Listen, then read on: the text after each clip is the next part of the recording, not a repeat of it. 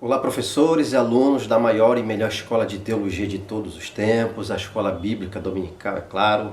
A paz do Senhor Jesus a todos vocês. Hoje estaremos estudando a primeira lição do nosso terceiro trimestre, que tem como título A Ascensão de Salomão e a Construção do Templo. Bom, o nome Salomão, no hebraico, Shelomo, está associada à palavra que significa paz. Essa identificação lembra as características desse rei que são mais bem conhecidas, como por exemplo, um reino pacífico presidido por um monarca mundialmente famoso por sua sabedoria em manter tal estado de paz, e uma cidade próspera que atraía a riqueza e o poder de todas as nações ao redor e cuja prosperidade foi resumida na construção da casa de Deus, o magnífico Templo de Jerusalém. A história de Salomão está registrada no primeiro livro dos Reis e também no primeiro e segundo livro de Crônicas. Todos os textos registram o esplendor de seu reino, baseado na sua magnífica sabedoria. O relato de 1º Reis, entretanto, também demonstra a queda gradual do rei na apostasia. Porém, na aula de hoje, veremos a sabedoria de Salomão se desdobrando na consolidação de seu poder e na construção do Templo de Jerusalém. Então, vamos para o primeiro tópico. A sabedoria de Salomão. E o primeiro subtópico aí, a virtude de Salomão. Antes mesmo de receber a sabedoria como um dom divino, Salomão já apresentava alguns traços dessa virtude. Uma experiência espiritual significativa ocorreu na vida de Salomão, enquanto ele adorava a Deus em Gibeon, um antigo lugar onde permanecia o tabernáculo. Deus apareceu a Salomão por meio de um sonho. A aproximação inicial foi feita por Deus, com um pedido simples para que Salomão solicitasse o que quisesse dele. Havia um amplo conjunto de possibilidades diante de Salomão, do jovem Salomão. Ele poderia pedir longevidade, poderia pedir riqueza e até mesmo a morte de seus inimigos. Porém, ele fez um pedido simples, baseado em seu senso de inadequação frente a um povo numeroso. Na presença de Deus, o jovem rei percebeu claramente sua necessidade e confessou isso para o Senhor. Ele pediu sabedoria a Deus para que pudesse liderar seu povo correta e justamente. E você sabe qual é a diferença entre inteligência e sabedoria? Bom, a inteligência representa nosso conhecimento baseado nas nossas experiências e aprendizagens adquiridas do mundo exterior. Já a sabedoria, especialmente vinda de Deus, nos dá a condição de transformarmos esse conhecimento ou esses conhecimentos em prática de vida a fim de mantermos o equilíbrio, a coesão e a justiça. Segundo subtópico, nos diz assim: o sábio pede sabedoria. Ao pedir sabedoria, Salomão se mostrou um homem humilde. Quando subiu ao trono, Salomão era um jovem e inexperiente, mas humilde o bastante para reconhecer isso ao dizer: não passo de uma criança. Jeremias, por ocasião da sua chamada, falou a mesma coisa sobre si mesmo. Essa palavra criança, ela tenciona, pelo menos em parte, denotar a humildade na inexperiência. Algumas versões e intérpretes mais antigos tornavam a expressão literalmente pensando que Salomão teria começado a reinar ainda muito jovem, a ponto de talvez ter cerca de 12 ou 14 anos de idade. Salomão nasceu mais ou menos no tempo da guerra contra os Amonitas e provavelmente isso ocorreu em meados do 50º aniversário de Davi. Portanto, provavelmente ele tinha cerca de 20 anos quando começou a reinar, uma idade muito tenra para a tarefa de ser rei. Terceiro subtópico, a sabedoria na prática de vida. A resposta de Deus foi positiva e generosa.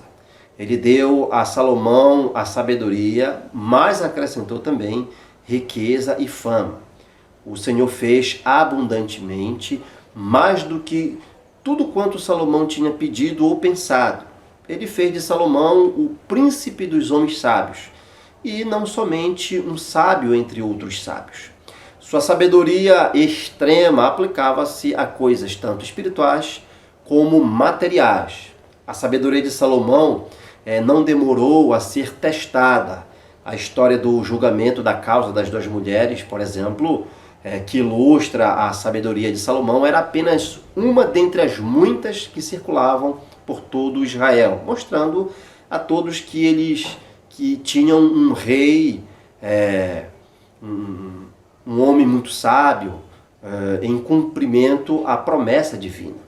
Salomão mostrava-se tão sábio que por toda parte se reconhecia que o Espírito de Deus o inspirava. Havia algo de sobrenatural em sua sabedoria. Assim, Salomão iniciou o seu reinado com a bênção de Deus, motivado pelo compromisso pessoal para com o Senhor. Segundo tópico, vamos lá, a consolidação do poder. E o primeiro subtópico é a glória do reino de Salomão. O reinado de Salomão não apenas se tornou amplo em termos territoriais, mas foi firmado e estabelecido em paz e justiça. O pacto abraâmico havia estabelecido a fronteira nordeste no rio Eufrate e o sudeste no rio Nilo. Salomão foi o rei que mais se aproximou na realização desse extenso território. Seu território alcançava as ribanceiras do Eufrates no norte e nordeste, o ribeiro do Egito no sudeste, o mar Mediterrâneo servia como fronteira no oeste, o deserto arábico no leste e a porção ao sul era a ponta do Golfo de Acabá. Pela primeira vez, sob o reinado de Salomão, Israel experimentou um período relativamente consistente de paz e prosperidade. Nessa época, uma série de tratados manteve eficazmente as linhas diplomáticas e comerciais abertas e funcionando. Um dos primeiros tratados de Salomão foi com o Egito. Na verdade, não teve, contudo, uma vantagem, pois lhe foi exigido aceitar uma princesa egípcia como sua rainha. O tratado de valor especial foi estabelecido com Irão, rei de Tiro. Irão era o governador de um amplo domínio marítimo, possuía recursos naturais riquíssimos e tinha artesãos altamente habilidosos. Salomão valeu-se muito de todos esses 3 pontos para suas ações de construção. A celebrada visita da rainha de Sabá era tanto uma missão de negócios quanto uma viagem motivada pela forte curiosidade sobre a fama do homem mais sábio do mundo. 1 Reis, capítulo 10, versículos 24 e 25, e 2 Crônicas, capítulo 9, versículos 23 e 24, apontam para uma rede de tratados com países de todos os tamanhos.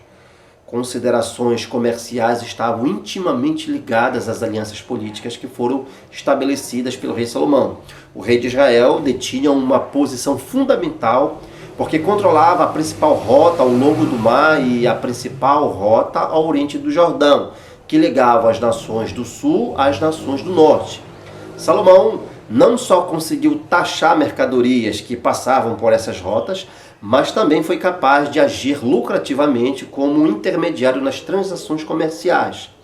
A combinação de relacionamentos convenientemente pacíficos com outras nações, domínio da ponte terrestre do Antigo Oriente Próximo e o controle eficaz das principais rotas de comércio terrestre trouxe riquezas para Israel a uma velocidade espetacular. Ouro, prata, cedro não eram mais raridades em Jerusalém. Segundo subtópico, o orgulho precede a ruína. Infelizmente, até mesmo os homens mais sábios estão sujeitos à queda quando deixam de temer a Deus e entram por caminhos tortuosos. Os desvios de Salomão foram chegando aos poucos à medida que fazia pequenas concessões em seu coração. É assim, Salomão se tornou rico e poderoso, internacionalmente conhecido por sua abundância e sabedoria. Mas o homem que inicialmente teve um coração que ouvia, logo passou a ter uma mente poluída. A Bíblia diz que, sendo já velho, suas mulheres lhe perverteram o coração. A Escritura parece completamente clara de que em seus últimos anos Salomão começou a se afastar do forte entusiasmo dos anos de sua juventude. A razão pode estar concentrada no seu harém, de tamanho exagerado. Afinal de contas, Salomão, diz a Bíblia, que ele possuía ou havia acumulado um total de 700 esposas e 300 concubinas, muitas por meio de alianças políticas. Salomão já se aproximava dos 60 anos de idade, pois Roboão, seu filho e sucessor, tinha 41 anos de idade quando começou a reinar. Conforme foi envelhecendo, começou a abandonar qualquer pretensão de devoção ao nosso Deus. Sua esposa favorita era uma princesa egípcia para quem ele edificou uma casa especial. Embora talvez se tenha nominalmente convertido à fé hebreia, ela exerceu sem dúvida alguma um poder de atração que levou Salomão a uma fé sincretista, desencadeando sua queda na idolatria. A bem da verdade é que muitas das suas outras incontáveis esposas o influenciavam para esse tipo de pecado, pois permitiu que elas adorassem seus deuses pagãos, aliás, construiu templos pagãos para elas. Além disso, Salomão exagerou na questão financeira e essa foi uma das causas da revolta final da porção do norte de Israel. Salomão havia imposto ali pesadas taxas à parte norte do país para sustentar seu fantástico estilo de vida. Ele foi um modelo de rei na sua juventude, suas riquezas mostravam que a bênção e a aprovação de Deus estavam sobre ele. No entanto, temos um longo tempo durante o qual Salomão foi o rei ideal, mas já perto do fim, seu reinado caiu em desagregação. Na condição de que Eclesiastes seja a obra de Salomão, pode-se concluir que Salomão passou por período de desilusão, frustração e desespero, mas conseguiu superar com uma fé básica no único e verdadeiro Deus. Terceiro tópico nos diz assim: a construção do templo. E o primeiro subtópico, o nobre propósito de Salomão. E lá embaixo diz assim: Salomão quis demonstrar seu imenso amor a Deus, edificando-lhe uma morada de altíssima qualidade e excelência. Depois que Deus, por meio de um sonho, falou a Salomão, ele, aumentando cada vez mais em bens materiais e cheio de zelo da juventude, iniciou uma série de programas de edificação que engrandeceram Israel e trouxeram fama para o próprio rei. Seu primeiro grande projeto de construção foi o templo que Davi, seu pai, quis edificar, mas não recebeu a permissão para completar. O reinado de Salomão ocorreu aproximadamente entre os anos 971 e 931 a.C. E foi no quarto ano de seu reinado que Salomão iniciou a construção do templo. O templo serviria para centralizar a adoração de Israel na capital do país, Jerusalém, e isso foi realizado em grande medida.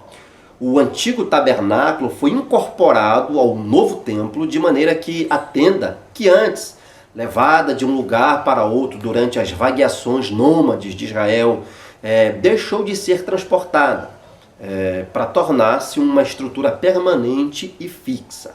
O templo tinha um plano retangular com cerca de 27 metros e meio por 9 metros e aproximadamente 14 metros de altura.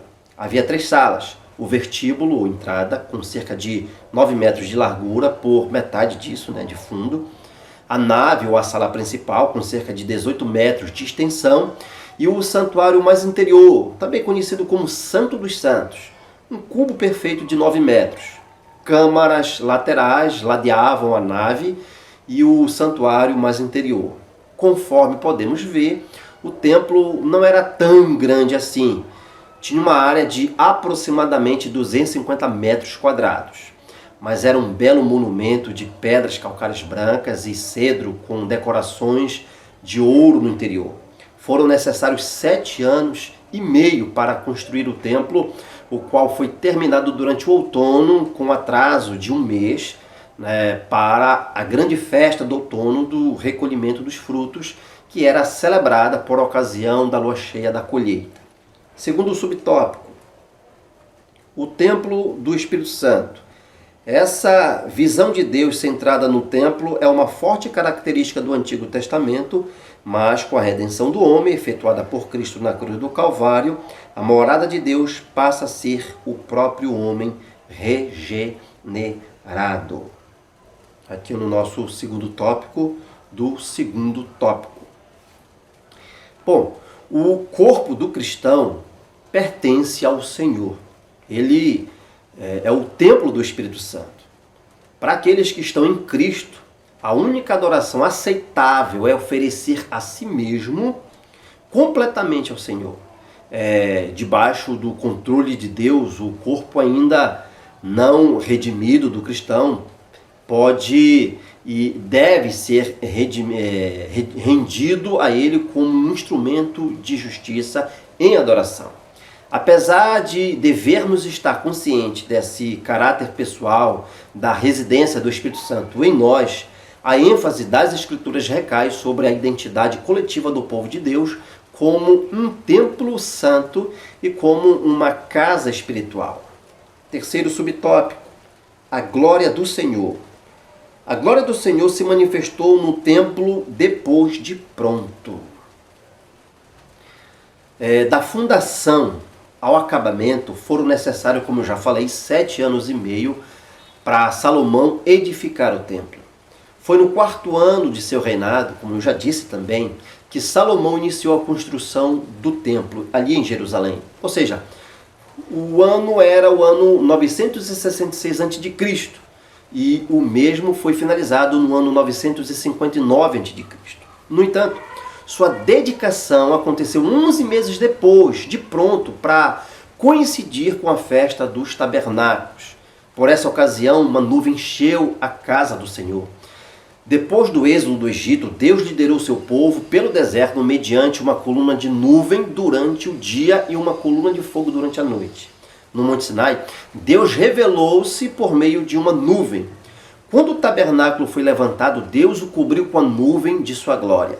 Nesse incidente, a nuvem era a glória do Senhor, o símbolo visível da presença de Deus, e ela sinalizava a aprovação de Deus desse novo templo recém-construído. A glória foi tanta que eles não puderam permanecer de pé para ministrar os serviços sagrados na casa de Deus. Essa presença divina foi comprovada novamente após a oração do monarca, de uma forma visível como um fogo que consumiu o holocausto e os sacrifícios.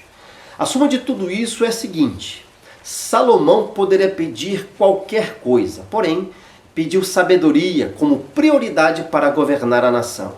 Mas o dom de sabedoria que Deus deu a Salomão não significava que ele não pudesse cometer enganos. Pouco é mencionado na Bíblia a respeito da última década do reinado de Salomão. O livro de Eclesiastes provavelmente registra suas últimas reflexões na vida. Nesse livro, vemos um homem provando por amarga experiência que encontrar significado na vida sem Deus é uma busca inútil. A tragédia da vida de Salomão não foi uma catástrofe pessoal repentina, mas a diminuição gradual da sua completa devoção a Deus. O Senhor Jesus também falou a respeito de prioridades. Ele insiste que busquemos a salvação, pois com ela virá o pleno cuidado e a provisão do nosso Deus. Bom, se por um acaso essas dicas te ajudaram, então compartilhe esses subsídios aos demais professores e alunos da nossa amada EBD. Um grande abraço e até a nossa próxima dica.